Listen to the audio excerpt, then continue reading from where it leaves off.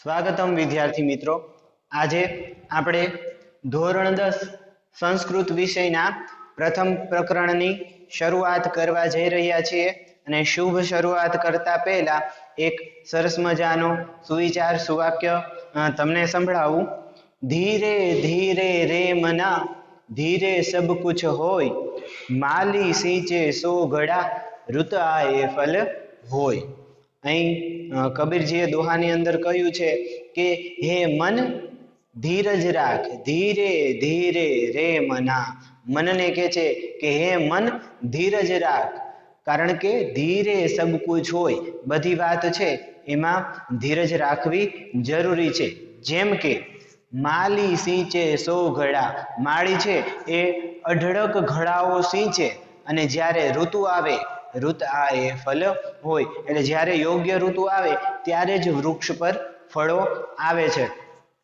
એવી જ રીતે આપણે આપણા ધોરણ 10 ના અભ્યાસની શુભ શરૂઆત કરવા જઈ રહ્યા છીએ ત્યારે આ પંક્તિ છે એને મગજમાં બંધ બેસાડી દેવાની છે કે જે પ્રકરણનો જેટલો ભાગ અભ્યાસ કરાવવામાં આવે તેની સાથે સાથે ધીરે ધીરે છોટે છોટે કદમ સે આપણે બધાએ સાથે ચાલવાનું છે। એટલે પછી આ ધીરજની જે કહેવત છે ને કે ધીરજના ફળ મીઠા, એટલે યોગ્ય સમય આવે આપણને સુંદર મજાના મીઠા ફળની પ્રાપ્તિ થાય। તો સંવદધ્વમ જે આપણું પ્રકરણ છે એની અંદર 5 જે મંત્રો છે એ આપવામાં આવેલા છે। તમે 9મા ધોરણની અંદર અભ્યાસ કરીને આવ્યા તો ત્યાં પણ સમર્ચન એમ શીર્ષક સાથે પહેલું પ્રકરણ હતું, એટલે કે શુભ શરૂઆત અથવા તો મંગલાચરણની આપણી ભારતીય પરંપરા પ્રમાણે વેદમાંથી અને વેદોત્તર સાહિત્યમાંથી મંત્રો કે શ્લોકો છે એ મૂકવામાં આવ્યા હતા અને એ પ્રમાણે અહીં પણ આપણે સંવદધ્વમ જે પ્રકરણ છે એની અંદર પણ 5 જે મંત્રો છે એ મૂકવામાં આવેલા છે, જેમાંથી પ્રથમ 3 મંત્ર છે એ વેદમાંથી લેવામાં આવેલા છે અને બાકીના 2 અન્ય સાહિત્યમાંથી મૂકવામાં આવેલા છે। હવે આપણી શરૂઆત કરતા પહેલા આપણે એટલું યાદ રાખવું જરૂરી છે કે ધ્યેય છે એ નક્કી કરી નાખવાનું છે। એ ધ્યેય છે એ શું છે તો સંવદધ્વમ છે એ ચેપ્ટરમાંથી આપણને પરીક્ષાની અંદર 3 માર્કમાં પ્રશ્ન પૂછાય છે। હવે દરેક જે પદ્ય છે, હવે આપણે પદ્ય, ગદ્ય અને નાટ્ય આ 3 વિભાગ છે એ આપણે 20 ચેપ્ટરની અંદર આપેલા છે, એટલે સાથે સાથે ભૂલ્યા વગર નોટબુકમાં નોંધ કરતા જઈશું કે પદ્ય હોય તો પદ્ય, ગદ્ય હોય તો ગદ્ય અને નાટ્ય હોય તો નાટ્ય એ કયો વિભાગ છે, કયા વિભાગને ક્રમશઃ કેવી રીતે કેટલા માર્કમાં મૂકવામાં આવેલું છે એ સાથે જ નોંધતા જવાનું, જેથી કરીને આપણું ટાર્ગેટ છે એ ભૂલાય નહીં। હવે આપણે પદ્યની શરૂઆત કરવા જઈ રહ્યા છીએ તો બધા જ પદ્યને જે વાત લાગુ પડે છે એ સૌથી પહેલા તમને જણાવી દઉં કે દરેક પ્રકરણ છે એના અંતે સ્વાધ્યાયમાં શ્લોક પૂર્તિના શ્લોક, પછી અર્થ વિસ્તાર માટેના શ્લોક આપવામાં આવેલા છે અને પરીક્ષામાં એમાંથી જ શ્લોક પૂર્તિ અને અર્થ વિસ્તાર પૂછાય છે। એટલે આપણે શરૂઆતથી જ સ્વાધ્યાયમાં ધ્યાન રાખી અને એ શ્લોક પૂર્તિના શ્લોક કંઠસ્થ કરવાના છે અને અર્થ વિસ્તાર લખવા માટે થઈ અને અનુવાદની સાથે એ જે શ્લોક છે એમાં શું કહેવા માંગે છે એ વિષય વસ્તુને બરોબર મનમાં બેસાડી લેવાનું છે, જેથી કરી અને પરીક્ષા વખતે આપણને મુશ્કેલીઓ ન પડે। બીજી વાત કે દરેક જે પ્રકરણ છે એ મૂળ કઈ કૃતિમાંથી લેવામાં આવેલું છે અને એના કર્તા એટલે કે સાહિત્યકાર અથવા તો કવિ કોણ છે એ આપણે યાદ રાખવું જરૂરી છે। ઘણી વખત એવું બને કે અલગ અલગ જે ગ્રંથો છે એમાંથી સંકલિત કરીને કોઈ પ્રકરણ મૂકવામાં આવેલું હોય તો એના 2 કે 3 જે કવિ અને સાહિત્ય કૃતિઓ હોય એના નામ આપેલા હોય। ઘણી વખત એવું બને કે એકેય જે કૃતિ છે એનું ચોક્કસ નામ આપવામાં ન આવેલું હોય તો એના આપણે કર્તા કે કૃતિ પરાણે ગોતવા એવું જરૂરી છે નહીં, પણ એની સાથે સંલગ્ન કોઈ કૃતિ કે કર્તા છે એની વિશે આપણને માહિતી જેટલી મળતી જશે એટલી હું તમને દરેક પ્રકરણની શરૂઆતમાં લખાવી દઈશ, જેથી કરીને તમારે વધારે ક્યાંય બહાર અલગ અલગ વિષય છે એને ધ્યાનમાં રાખીને પુસ્તકો, કવિ, કર્તા, કૃતિ છે એ ગોતવાની જરૂર ન પડે. હવે આપણે આજે પ્રકરણની શરૂઆત કરતા પહેલા એ જાણવું જરૂરી છે કે વૈદિક સાહિત્ય અને લૌકિક સાહિત્ય છે એ બે વચ્ચે તફાવત શું? તો વૈદિક સાહિત્ય છે એની અંદર વેદ જે 4 છે એ તમે 9મા ધોરણની અંદર ભણી ગયા છો અથવા તો જાણતા હશો. ત્યાર પછી ઉપનિષદ, આરણ્યક ગ્રંથો, બ્રાહ્મણ ગ્રંથો, આ જે સાહિત્ય છે એનો સમાવેશ વૈદિક સાહિત્યની અંદર થાય છે. ત્યાર પછી જે સાહિત્ય રચાયું એમાં સૌથી પહેલું છે રામાયણ અને મહાભારત. આ બંનેને આર્ષ કાવ્ય કહેવામાં આવે છે. આર્ષ એટલે સૌથી પહેલું અથવા તો સૌથી જૂનું. એ બંને કાવ્ય અને એના પછી જે કઈ સાહિત્ય કૃતિઓ અત્યાર સુધી રચાઈ અને રચાઈ રહી છે એ બધાનો પ્રશિષ્ટ અથવા તો લૌકિક સંસ્કૃત સાહિત્યની અંદર સમાવેશ થાય છે. એટલે વેદવ્યાસ અને વાલ્મીકીએ શરૂ કરેલી પરંપરા જે અત્યાર સુધીના કવિઓ છે એ નિભાવી રહ્યા છે એ બધું સાહિત્ય છે એ લૌકિક સાહિત્ય કહેવાશે. એટલે વૈદિક સાહિત્યમાં શું હોય અને લૌકિક સાહિત્યમાં શું હોય એ બંને વચ્ચેનો તમને નાનકડો એવો મેં તફાવત જણાવ્યો. એ ઉપરાંત આપણે એ જોઈએ કે વેદ છે, વૈદિક સાહિત્ય છે એના અંદર વર્ણન શેનું હોય છે? તો વેદોની અંદર વિવિધ દેવતાઓની સ્તુતિ કરવામાં આવે છે. યજ્ઞ, હોમ, હવન વગેરેની જે પદ્ધતિ, વર્ણન અથવા તો એનું વર્ણન કરવામાં આવે છે. એ ઉપરાંત વિવિધ દેવી દેવતાઓને પ્રાર્થના કરવામાં આવે છે. એની સાથે સાથે માનવ સમાજ છે એ સભ્ય કેવી રીતે બની શકે અને એનું જીવન કેવી રીતનું હોવું જોઈએ એનો આદેશ પણ વેદોની અંદર કરવામાં આવે છે. એટલે વેદ છે એની અંદર પણ વર્ણનની વિવિધતા જોવા મળે છે. અને એના પછી જે લૌકિક સાહિત્ય છે એ લૌકિક સાહિત્યની અંદર તો માનવ જીવનને સ્પર્શતા, કલ્પનાને લગતા એવા અઢળક વિષયો હોય છે જેનો તાગ મેળવવો ખૂબ જ મુશ્કેલ છે. એટલે વૈદિક સાહિત્ય અને લૌકિક સાહિત્ય આ બે વચ્ચેનો તફાવત આપણને ખ્યાલ હોવો જોઈએ. હવે વૈદિક જે શ્લોક અથવા તો મંત્ર હોય છે એ અને લૌકિક જે શ્લોક કે મંત્ર હોય છે એ વચ્ચેનો તફાવત આપણે એ જોઈએ કે વૈદિક મંત્ર હોય છે એના અમુક અક્ષરની અંદર આમ ઊભી અને આડી લીટી કરેલી હોય છે. જે 9મા ધોરણમાં તમે ભણ્યા હશો કે ઉદાત્ત, અનુદાત્ત અને સ્વરિત એવા 3 પ્રકારના સ્વર છે એમાં એને વિભક્ત કરવામાં આવે છે. અને એટલા જ માટે વેદની જે ઋચાઓ કે મંત્રો છે એ આજ સુધી ટકી રહ્યા છે, કારણ કે એના છંદ અને ઉદાત્ત, અનુદાત્ત, સ્વરિતની જે બંધારણ છે એ જે વ્યવસ્થા છે એના કારણે, કારણ કે પહેલાના સમયમાં આપણી પાસે લખવા માટેની કોઈ સાધન સામગ્રી નહોતી અને આ જે પરંપરા છે એ કંઠોપકંઠ ચાલી આવતી. એટલે આપણને પ્રશ્ન થાય કે હજારો વર્ષો પહેલા એની શરૂઆત થઈ હશે તો અત્યાર સુધી તો બદલાઈ ન જાય, કારણ કે એક વ્યક્તિ હોય એને વસ્તુ છે એ ભૂલાઈ જાય તો એને જે બીજાને શીખવ્યું હોય એમાં કોઈ ખામી આવે ને એવી રીતે. પણ વૈદિક સાહિત્યમાં આ પ્રકારના કોઈ પણ ફેરફારો થતા નથી. એનું કારણ એ છે કે વૈદિક છંદો અને ઉદાત્ત, અનુદાત્ત, સ્વરિતની જે વ્યવસ્થા છે એના કારણે વૈદિક છંદો છે એના કારણે જે વૈદિક મંત્રો છે એ આજે પણ એના એ જ શુદ્ધ સ્વરૂપમાં જળવાઈ રહ્યા છે. ત્યારબાદ વાત કરીએ લૌકિક સાહિત્યના મંત્રોની. તો લૌકિક સાહિત્ય છે એ પણ જ્યાં સુધી કાગળની શોધ નહોતી થઈ અથવા તો લખવાની શરૂઆત નહોતી થઈ ત્યાં સુધી કંઠોપકંઠ રીતે આવતા હતા. પણ એની અંદર વેદની જે ઋચાઓ છે એમાં ઉદાત્ત અનુદાત્ત સ્વરિત કે છંદ છે એમાં કોઈ જાતની બાંધછોડ છે એનો અવકાશ વેદોમાં નહોતો અપાતો, પણ લૌકિક છંદોમાં કે એ જે સાહિત્ય છે એની અંદર આ પ્રકારની થોડી છૂટછાટ સાહિત્યકારોએ લીધી હતી. એના કારણે ક્રમશઃ થોડા ફેરફારો સાથે પણ મોટા ભાગે સમાન રીતે એ જે સાહિત્ય કૃતિઓ એની અંદર વર્ણવવામાં આવેલા શ્લોક કે મંત્રો છે એ આપણને પ્રાપ્ત થતા હોય છે. એટલે વૈદિક સાહિત્ય એના મૂળ સ્વરૂપમાં ટકી રહ્યું છે. એમાં કોઈ કાળે કોઈ પણ પરિસ્થિતિમાં ફેરફાર થઈ શકતો નથી. અને લૌકિક સાહિત્યમાં છે એમાં સ્થળ, કાળ અને લોકોના પરિવર્તનના કારણે થોડો ફેરફાર છે એ થવા પામ્યો છે.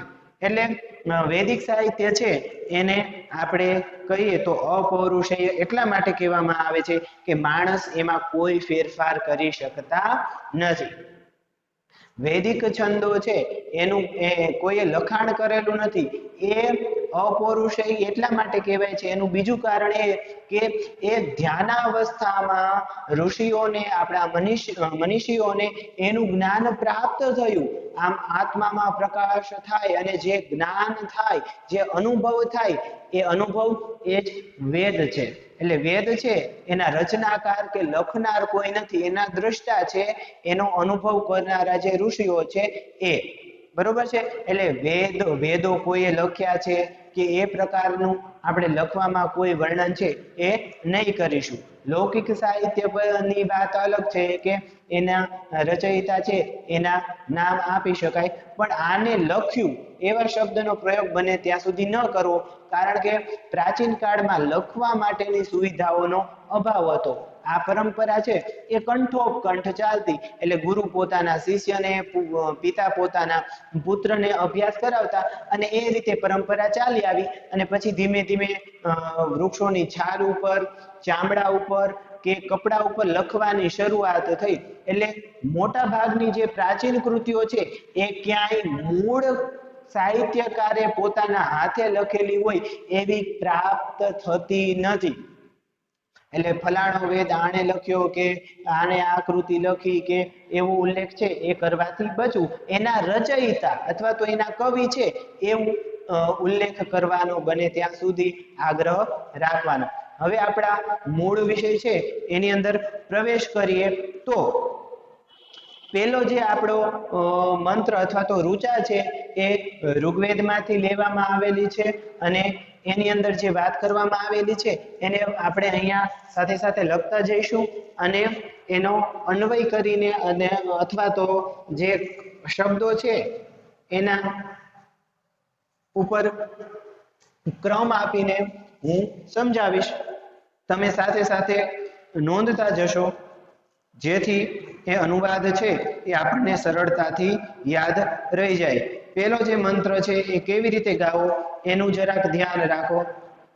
ઓમ સંગચદ્વમ સંવદદ્વમ સંવો મનાંસી જાનતામ દેવાવાગમ યથા પૂર્વે સમજાનાના ઉપાસતે. તમને એક વાત ફરીથી યાદ દેવડાવી દઉં કે આ પ્રકરણના સ્વાધ્યાયની અંદર આપણને બે શ્લોક છે એ શ્લોક પૂર્તિની અંદર આપેલા છે. એમાં આપણો જે પહેલો શ્લોક છે એ સમગચ્છદ્વમ અને એના પછી ચોથો જે શ્લોક છે એ આ બંનેની તમે નોંધ કરી લ્યો. શ્લોક નંબર 1 અને 4 પ્રકરણ સંવદધ્વમમાંથી શ્લોક નંબર 1 અને 4 શ્લોક પૂર્તિ માટે કંઠસ્થ કરવા. પ્રકરણ 3 માર્કમાં છે. શ્લોક નંબર 1 અને 4 છે એ શ્લોક પૂર્તિ માટે કંઠસ્થ કરવા એવું તમારી નોંધ પોથીમાં ટપકાવી લેજો, જેથી કરીને ધ્યેય છે એ ચૂકાય નહીં. પહેલો શ્લોક ફરી એક વખત એ ગાઉં છું, બરાબર ધ્યાન આપજો અને સાથે સાથે ગાવાનો પ્રયત્ન પણ કરજો.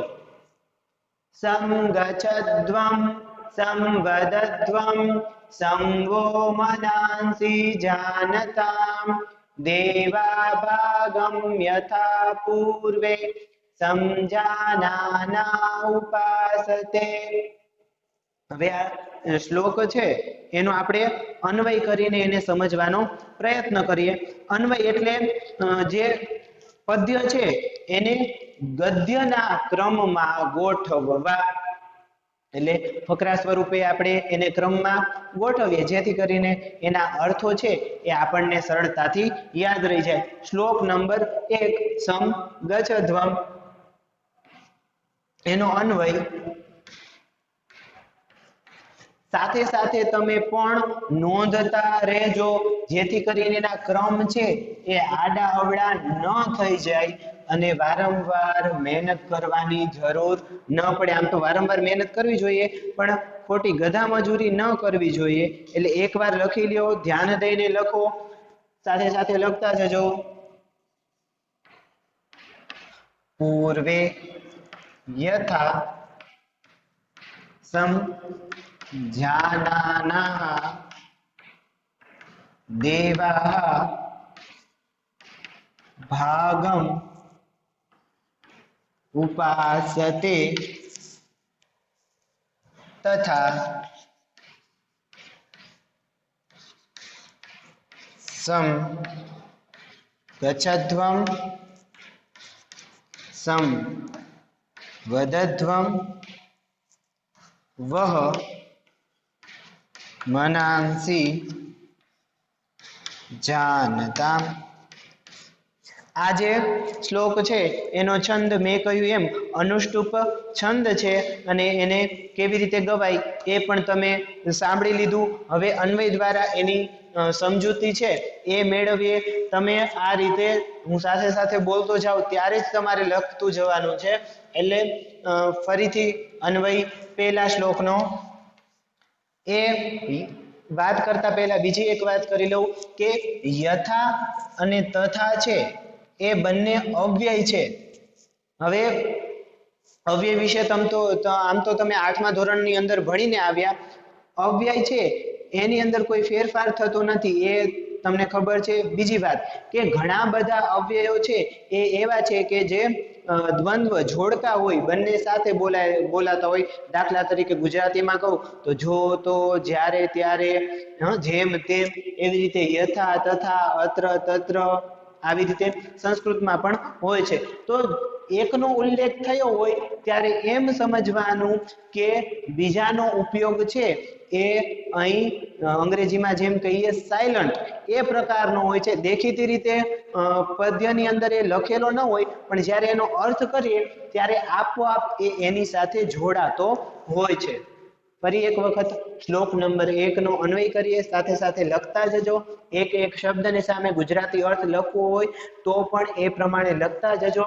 તો પૂર્વે અર્થાત પહેલા, યથા જેમ, સમ સારી રીતે, જાનાનાહ અર્થાત જાણનારા, દેવાહ એટલે દેવતાઓ, ભાગમ એટલે પોતાના ભાગને, ઉપાસતે સ્વીકારતા હતા, તથા તેવી રીતે, સમ એટલે સાથે, ગચ્છધ્વમ એટલે ચાલો, સમ એટલે સાથે, વદધ્વમ એટલે બોલો, અને વહ તમારા, મનાંસી મનને, જાનતામ જાણો અથવા તો સમજો।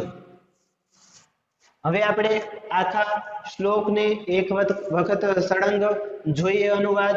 તો પહેલા જેમ સારી રીતે જાણનારા દેવતાઓ પોતાના ભાગને સ્વીકારતા હતા તેવી રીતે સાથે ચાલો, સાથે બોલો અને તમારા મન એકરૂપ થાઓ અથવા તો મનને એકરૂપ જાણો। આ થયો આપણો પહેલો મંત્ર અથવા તો પહેલી ઋચા. એ કેવી રીતે ગાવું એ ફરી એક વખત તમને સંભળાવી દઉં અને અનુવાદ લખાવી દઉં. સંગચ્છત્વં સંવદત્વં સંવો મનાંસી જાનતામ દેવા ભાગમ યથા પૂર્વે સમજાનાના ઉપાસતે. એનો અનુવાદ: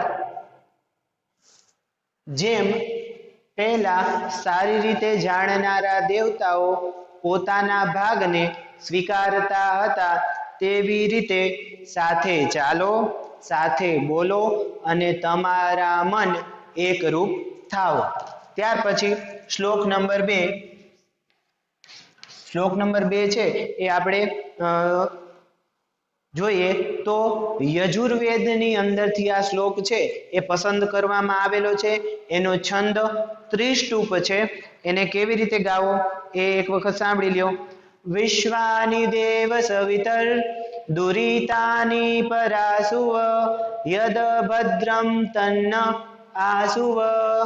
વૈદિક જે મંત્રો હોય છે એને ગાવાની પદ્ધતિ થોડીક અલગ હોય છે, કારણ કે એના છંદ છે એ લૌકિક છંદ કરતા થોડા અલગ પડતા હોય છે. એટલે વિશ્વાની દેવ સવિતર છે એનો આપણે અન્વય એક વખત જોઈ લઈએ. તો અન્વય શ્લોક નંબર 2 સાથે સાથે નોંધતા રહીશું. દેવ સવિતઃ વિશ્વાની દુરિતાની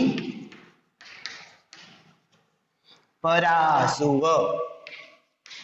પરાસુવ યદ ભદ્રમ તન્ન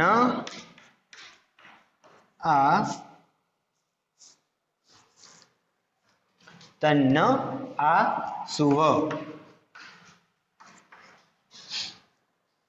હવે બીજી એક વાત તમને સ્પષ્ટ કરવા માંગીશ કે જે આ 5 જેવું લાગે છે અથવા તો ડ જેવું લાગે છે એને અવગ્રહ કહેવાય. આપણે 9મા ધોરણની અંદર સ્વર સંધિ ની જે વાત કરી બરોબર છે, એના પછી વિસર્ગ સંધિ ની વાત કરવાની થશે ત્યારે આ પ્રકારના અક્ષર છે એ તમને જોવા મળશે. અથવા તો તમે શ્લોક બોલતા હોય કે પુસ્તકની અંદર તમે જોયું હશે કે આ પ્રકારનો એક વર્ણ છે એને અવગ્રહ કહે છે અને એને અવંચાય છે, એ ડ નથી. ઘણી વખત એવું બને કે તન્નડાસુવ એવું ખોટું ઉચ્ચારણ કરતા હોય છે. હવે ડ છે એ આવી રીતે લખાય અને આ તો અવગ્રહ છે જે આવી રીતે અથવા તો આવી રીતે આમ શ્લોકની અંદર આપેલો હોય છે. એને અવગ્રહ કહેવાય અને એને બોલાય અથવા તો વંચાય છે તન્ન આ સુવ. એટલે એમાં જરાક ધ્યાન રાખવાનું. ત્યાર પછી આપણે શ્લોક નંબર 2 છે એને એક વખત જોઈએ તો એનો અન્વય તમે સાથે સાથે નોંધતા જજો. હવે અહીંયા હે કૌંસમાં આપ્યું છે એનો મતલબ એમ કે અહીં સંબોધન છે. હે દેવ સવિતઃ. સવિતનો અર્થ થાય છે સૂર્ય. વેદમાં સૂર્ય દેવતા છે એના માટે સવિતઃ શબ્દનો પ્રયોગ થયેલો છે. તમે સવિતઃ છે એટલે કોઈ બીજો અર્થ નહીં લેતા. સવિતઃનો અર્થ થાય છે સૂર્ય. તો હે દેવ સૂર્ય અથવા તો હે સૂર્ય દેવ વિશ્વાની. વિશ્વાની એટલે અહીંયા વિશ્વ નથી પણ વિશ્વાની એટલે સમગ્ર અથવા તો બધા જ. દુરિતાની. દુરિતનો અર્થ થાય છે દુર્ગુણ, જે ખરાબ બાબતો છે, જે અમંગલ કોઈ પણ વસ્તુઓ છે એ. હે દેવ સૂર્ય અથવા તો હે સૂર્ય દેવ વિશ્વાની એટલે સંપૂર્ણ અથવા તો બધા જ. દુરિતાની એટલે દુર્ગુણોને. પરાસુવ. પરાસુવ એટલે દૂર કરો અથવા તો હટાવો. અને યત. યત ભદ્રમ. અહીંયા 2 શબ્દો છે એની સંધિ થયેલી છે યત વત્તા ભદ્રમ. યત વત્તા ભદ્રમ યત એટલે જે, ભદ્રમ એટલે કલ્યાણકારક, ભદ્રનો અર્થ થાય છે કલ્યાણ, જે સારી બાબતો છે, જે શુભ બાબતો છે એ બધાને ભદ્ર કલ્યાણકારક કહેવાય. તો યત જે, ભદ્ર એટલે કલ્યાણકારક છે, તત તત વત્તા નહ, તત તે, નહ એટલે અમને, આસુવ પ્રાપ્ત કરાવો અથવા તો અમારા માટે પ્રદાન કરો. ફરી એક વખત આખા શ્લોકને અન્વય દ્વારા સમજીએ તો હે સૂર્યદેવ, વિશ્વાની અર્થાત બધા જ, દુરિતાની એટલે દુર્ગુણોને, પરાસુવ પરાસુવ એટલે દૂર કરીને, યત જે, ભદ્રમ એટલે કલ્યાણકારક વસ્તુઓ છે એને, તદ ન તે, અને ન એટલે અમારા માટે, તેને અમારા માટે, આ શુભ એટલે પ્રાપ્ત કરાવો અથવા તો પ્રદાન કરાવો. અહીં આ બીજા શ્લોકની અંદર જે વાત કરવામાં આવી છે એ સૂર્યદેવને પ્રાર્થના છે કે જે કંઈ કલ્યાણકારક છે એ અમારા માટે પ્રાપ્ત કરાવો. હવે આપણે બંને શ્લોકનું એક વખત ગાન કરીશું અને બંને છે એના અનુવાદને સાંભળીશું. તો સંગચ્છદ્વં સંવદદ્વં સંવો મનાંસી જાનતામ દેવા ભાગમ યથા પૂર્વે સમજાનાના ઉપાસતે.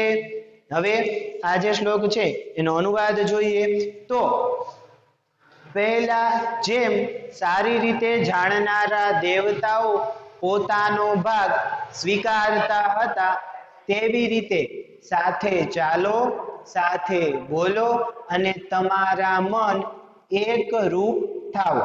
ત્યાર પછી બીજો મંત્ર, વિશ્વાની દેવ સવિતર દુરિતાની પરાસુવ યદ ભદ્રમ તન્ન આસુવ. અર્થાત હે સૂર્યદેવ, તમામ દુર્ગુણોને દૂર કરો અને જે કલ્યાણકારક છે તે અમારા માટે પ્રાપ્ત કરાવો. અહીં આપણે શ્લોક 1 અને શ્લોક 2 છે એનું ગાન કર્યું. એ ઉપરાંત એને અન્વય દ્વારા એના એક એક અક્ષર છે એના થકી એનો અનુવાદ છે એ સમજ્યા. ફરી એક વખત તમને યાદ કરાવી દઉં કે શ્લોક નંબર 1 છે એ આપણે શ્લોક પૂર્તિમાં પૂછાય છે એટલે અત્યારથી જ એને કંઠસ્થ કરવાનો પ્રયત્ન કરજો જેથી કરીને ગાવાને કારણે એ તમને યાદ રહી જાય.